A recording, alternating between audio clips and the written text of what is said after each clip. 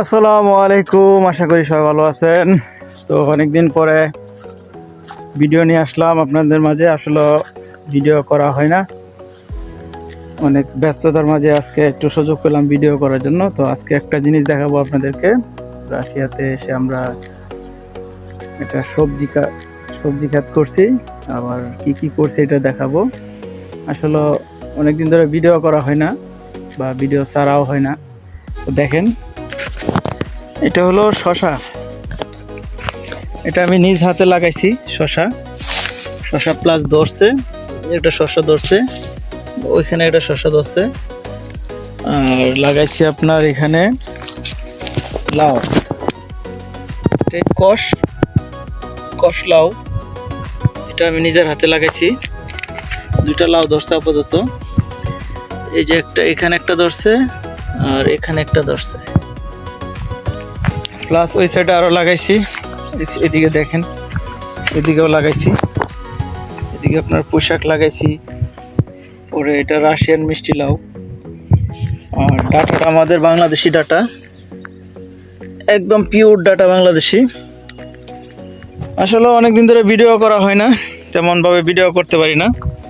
তো এটা আমার কৃষি প্রজেক্ট।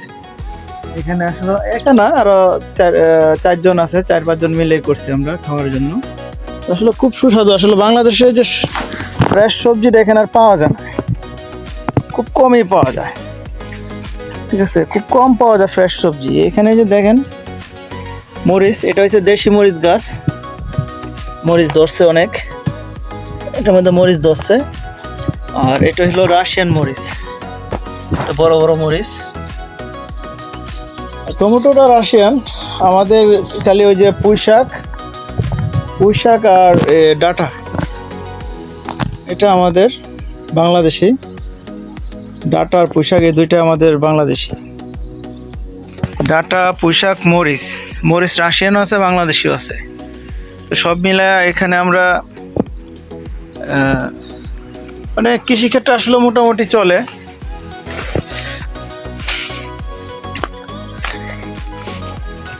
আসলে দেশির যে শাক, তাদের স্বাদটা আসলে আমরা এই অল্প থেকে পাচ্ছি। ঠিক আছে, দেশি শাক আর বলতে গেলে রাশিয়াতে পাওয়া যায় না। এটা হচ্ছে মিষ্টি লাউ, রাশিয়ান মিষ্টি লাউ। আর আমি ওইটা আমার নিজের হাতে লাগানো, ওটা কষ লাউ যেটা বলে, কষের লাউ যেটা। আর এই টমেটো রাশিয়ান, বেগুন রাশিয়ান। জাস্ট আমাদের খালি পুঁই শাক, মরিচ আর ডাটা, এটাই আমরা লাগাইছি। তো অনেকদিন ধরে আসলে ভিডিও করি না, একটু মাইন্ডটা একটু খারাপ, অনেক দৌড় গেছে উপরে। তো যাই হোক, ওগুলো না বলি। বর্তমানে আলহামদুলিল্লাহ ভালোই আছি। তো আমার জন্য সবাই দোয়া করবেন, আমি সবার জন্য দোয়া করি। আমার ভিডিওটা সবাই দেখবেন। রাখি, আসসালামু আলাইকুম।